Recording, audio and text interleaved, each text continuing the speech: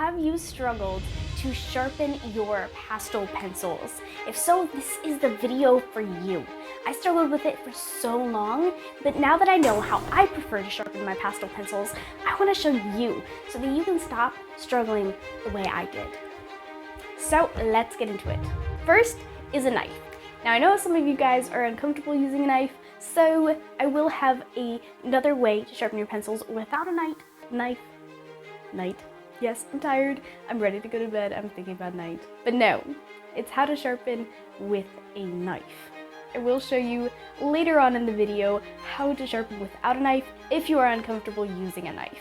You can use an X-Acto knife, or you can use just a regular craft knife.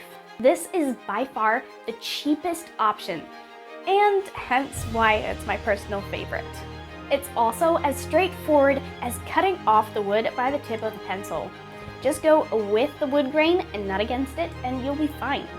Then, if you want an even sharper point after you're done sharpening it with the knife, you can then take the pastel pencil and rub it against some sandpaper until you get that point just as sharp as you'd like it.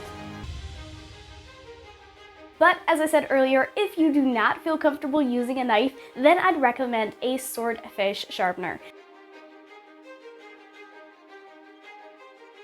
There are a lot of sharpeners out there that say they're good for pastels, but I find this one works the best. It has a sharp enough blade that cuts through the wood without damaging the core of the pencil, keeping it nice and sharp.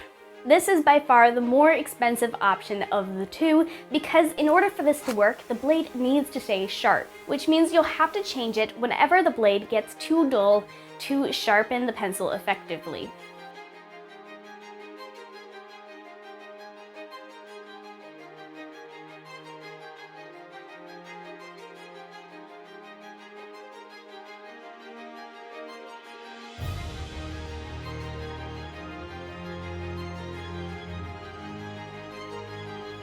Another tip for you, if you've already burnt through so many of your pastel pencils by using techniques that didn't work, then here's a solution for you. Do not throw those pencils away, you can still use them. Just stick them in a pencil extender and you will be able to use that pencil for way longer.